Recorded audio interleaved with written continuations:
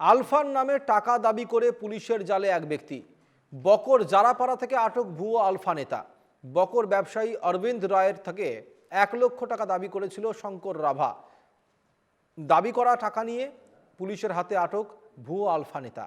এর আগেও অরবিন্দ রায়ের থেকে 1 লক্ষ টাকা আদায় করেছিল শঙ্কর রাভা। ধৃতকে জিজ্ঞাসাবাদ করছে পুলিশ।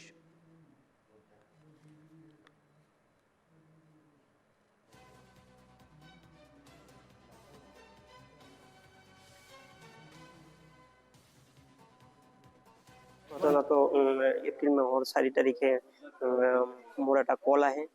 কল অহাৰ পিছত মোক ক'লে অৰবিন্দ ৰয় নে? মই ক'লো হয় অৰবিন্দ ৰয় মই। যে তেতিয়া ক'লে যে আমি সংগঠনৰ পৰা কৈছো। মই তেতিয়া ক'লো কি সংগঠনৰ পৰা কৈছে? আলফা সংগঠনৰ পৰা কৈছো।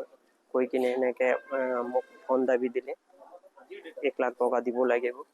এনেকে আৰু আমাক ভাবুকি দিলে যে ঘৰৰ মানুহবিলাকৰ এই হেৰিবিলাক গোটেইখিনি জানিলে যে বাচ্চা আছে।